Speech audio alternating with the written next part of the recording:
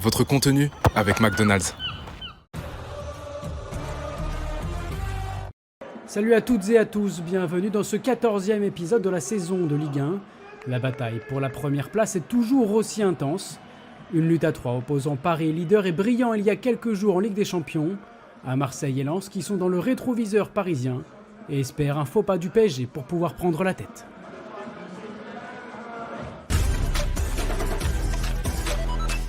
Ce 14e épisode, Habib Beye, l'entraîneur rennais, n'était pas sûr de le voir il y a encore quelques semaines. Mais depuis, son équipe va beaucoup mieux.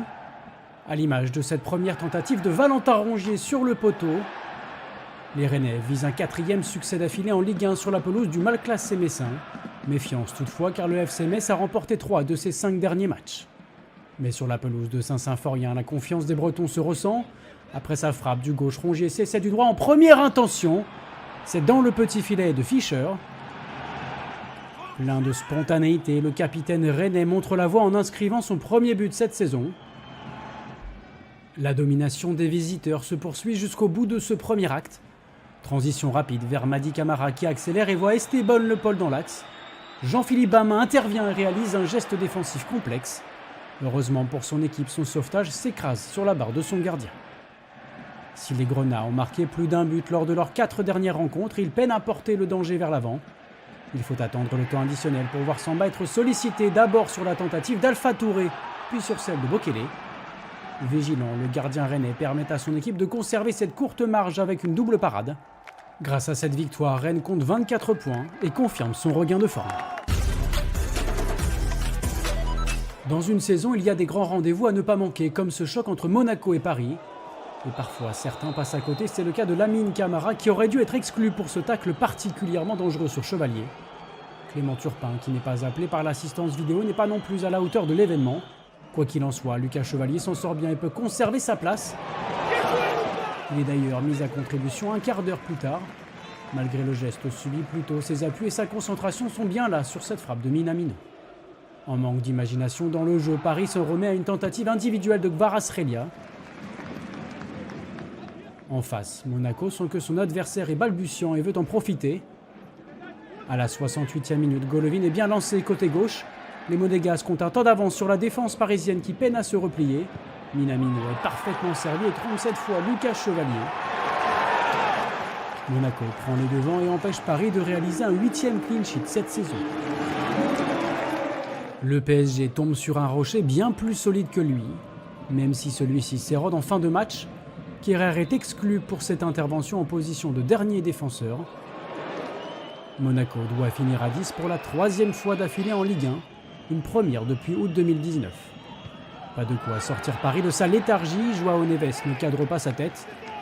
Monaco confirme son statut d'équipe qui a le plus souvent battu Paris. Le leader voit sa place menacée.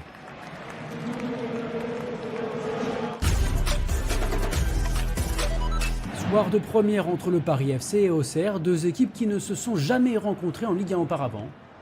Lassine Sinayoko montre que ce n'est pas une raison pour faire preuve d'attentisme.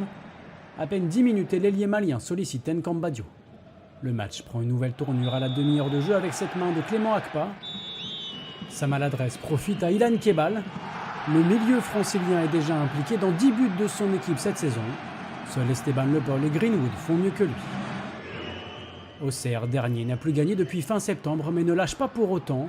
Sur coup franc, le ballon est mal dégagé, arrive sur la tête de Diomandé. Le défenseur central trompe Nkambadio peut inspirer.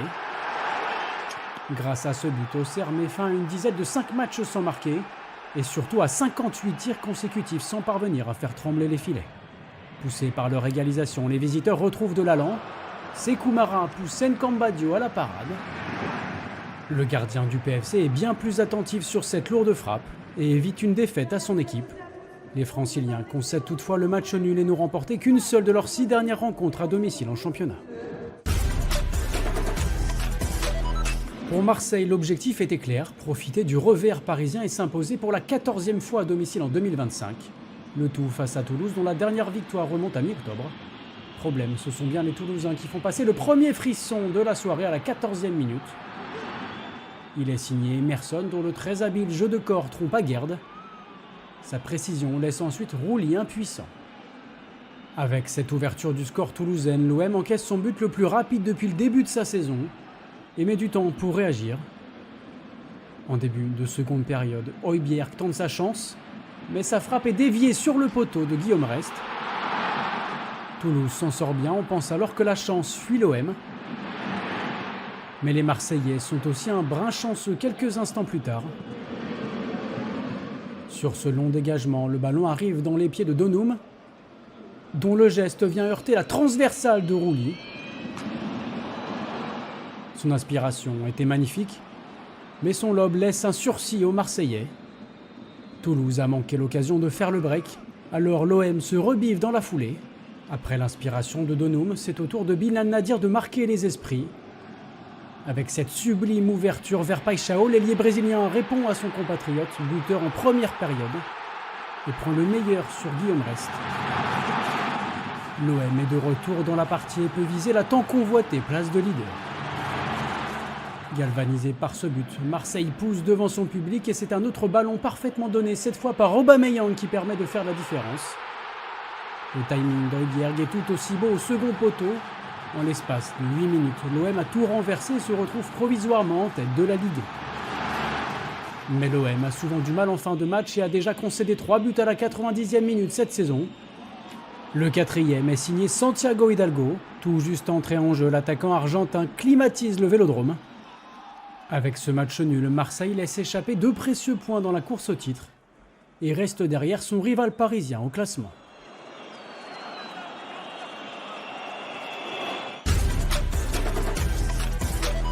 Strasbourg avait rendez-vous avec sa bête noire car les Alsaciens n'ont remporté aucun de leurs 6 derniers duels face à Brest en Ligue 1. Mais les Strasbourgeois cherchent à rompre la malédiction d'entrée de jeu. Samuel Amo Ameyo ouvre son compteur en Ligue 1 cette saison d'un plat du pied parfaitement placé. La mission se complique donc un peu plus pour Brest, dominé et battu lors de 6 de ses 8 derniers déplacements. Panicelli est tout proche de concrétiser la bonne entame de son équipe. Les montants décident autrement et laissent les visiteurs dans le match. Après Panicelli, acte 1, voici Panicelli le retour, et même le retourné juste avant la pause. L'incontournable attaquant argentin s'offre un geste de grande classe, mais Grégoire Couder est sur la trajectoire. Strasbourg pousse, mais n'a qu'un but d'avance à la mi-temps. Et en début de seconde période, Brest a l'occasion de revenir suite à cette faute du buteur du soir qui défend maladroitement.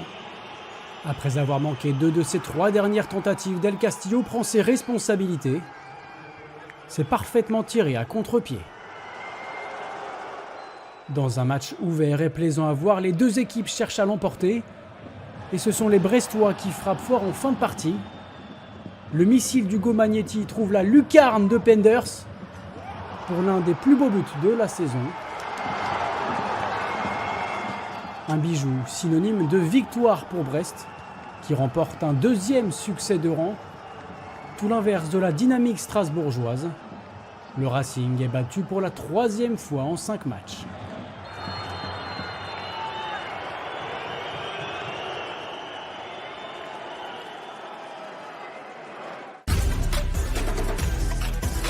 Paris battu, Marseille accroché, Pierre Sage-Lens pouvait faire la bonne affaire et prendre la tête en cas de victoire contre Angers. Et c'est de la tête justement que les nordistes ont une première balle de but. Mais Zinga repousse bien la tentative de Wesley Saïd. Angers n'a rendu qu'une clean sheet lors de ses 20 dernières réceptions de Lens en Ligue 1. Enfin, désormais 21, la faute à un Florian Thauvin efficace. L'ancien Marseillais est alors impliqué dans 3 buts sur les 3 derniers matchs, grâce à cette frappe de l'extérieur du pied, imparable.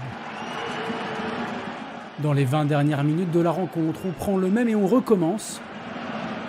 Récupération lensoise. Florian Thauvin est servi et s'en va provoquer. Et comme la chance sourit toujours aux audacieux, il trompe Zinga d'une frappe détournée par Camara. Lens semble se diriger vers une victoire tranquillement glanée grâce à son homme providentiel. Sauf que dans la foulée du 2e but, Angers se décide enfin à mettre de la vitesse dans ses transitions. Percussion sur le côté gauche. Sbaï voit ses attaquants disponibles. Risser s'interpose une fois mais pas la 2e. Djibirin inscrit son premier but en Ligue 1 avec Angers à seulement 19 ans et relance totalement le suspense de la rencontre. Mais les Lensois, conscients de l'enjeu, cherchent à se mettre à l'abri. D'abord par Florian Sotoka sur un enchaînement contrôle-poitrine, reprise de volée. La barre transversale a choisi son camp puisque Sotoka n'est pas le seul à échouer sur les montants en fin de match. Sur cet ultime mouvement, la frappe soudaine de Sangaré vient elle aussi heurter la transversale de Zinga. Victoire tout de même pour le RC Lens, plus qu'un simple succès, les Lensois terminent cette 14e journée en tête du championnat, une première pour eux depuis la saison 2004-2005.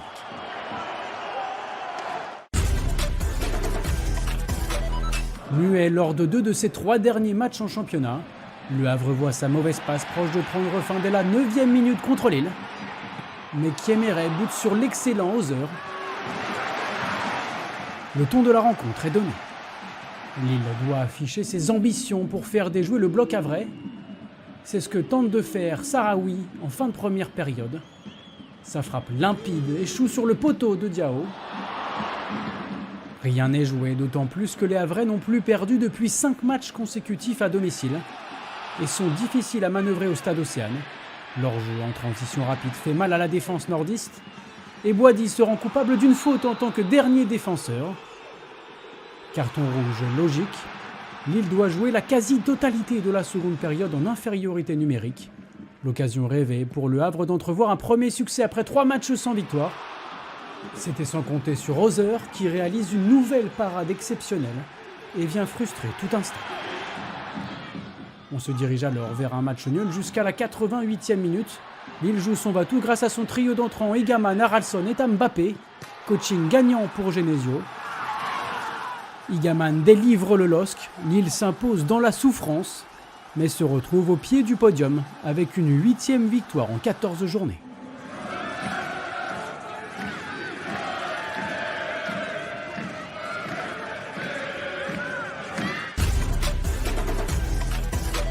Dire que Nice est en pleine crise est presque un euphémisme, car les hommes de Francaise restent sur 5 revers, toutes compétitions confondues. Et lorsque ça ne va pas, il faut prendre le moindre cadeau. Celui-ci est malencontreusement signé du Lorientais Avom Ebong. Avec ce but encaissé dès la 11e minute, les Merlus enchaînent un 12e match consécutif sans clean sheet.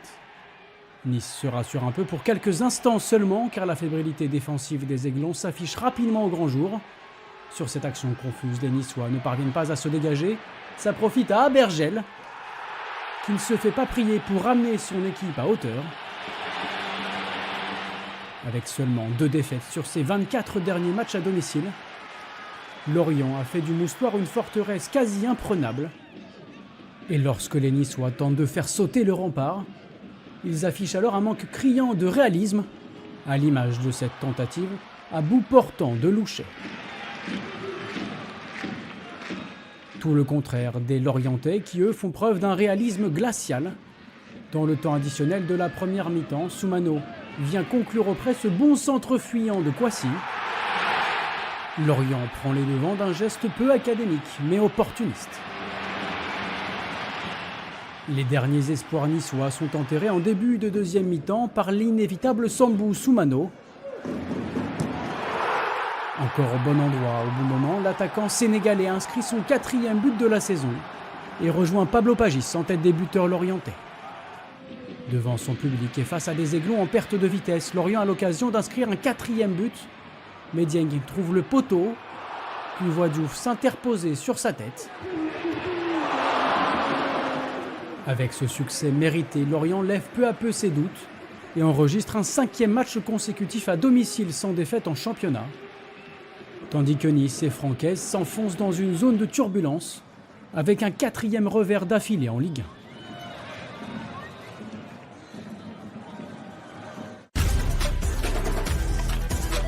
Comme un symbole, Anthony Lopez faisait son retour sur la pelouse de son ancien club le jour des 75 ans de l'OL. Le gardien nantais a été chaudement ovationné et rapidement sollicité par Schulz. L'attaquant tchèque s'emmène parfaitement le ballon. Sa frappe en angle fermé est bien détournée par Lopez. Nantes tient le choc jusqu'à la 43e minute et ce pied haut de Junior Mwanga Le coup près finit par tomber avec l'aide de la vidéo. Les Canaries doivent jouer la seconde période à 10 contre 11. Une aubaine pour l'OL qui profite des espaces et d'une réorganisation pas tout à fait au point. Morton trouve le poteau. L'action continue et Amner Vinicius trouve lui la faille. Sa frappe puissante du pied droit permet à l'OL d'ouvrir le score. Lyon est dans une situation idéale pour mettre fin à une série de 4 matchs sans victoire en championnat et cherche à régaler le public du Parc OL. C'est chose faite à la 70e minute. Schulz dévie pour Satriano, dont le retourné vient tromper Lopez, abandonné par sa défense. Et pour que la fête soit encore plus belle, l'Olympique lyonnais s'offre un 3e but de toute beauté, signé Satriano. Avec ce doublé, l'avant-centre uruguayen met fin à une dizaine de 17 matchs. Un beau cadeau d'anniversaire pour les 75 ans du club. Lyon, conquérant en seconde période, s'impose facilement 3-0. Lopez et ses coéquipiers n'auront rien pu faire en infériorité numérique. Cette 14e journée se solde donc par la nette victoire lyonnaise. Il faut aussi retenir le 2e revers de la saison du PSG à Monaco. Marseille a été tenu en échec sur sa pelouse par Toulouse. Enfin, Lens a dominé Angers 3-1. Au classement, la très belle opération comptable est pour les Sang et Or qui prennent la tête du championnat, une première depuis 21 ans. Paris et Marseille complètent le podium. Dans la seconde partie de tableau, Lorient se donne un peu d'air grâce à son succès contre Nice. Auxerre et Metz ferme la marche. La 15e journée aura lieu dès le week-end prochain. Enjeu de taille pour l'OM sur la pelouse du LOSC. C'est en leader que Lens ira à la Beaujoire. Le PSG recevra le Stade Rennais en pleine forme. Enfin, Lorient accueillera l'OL pour un duel des extrêmes.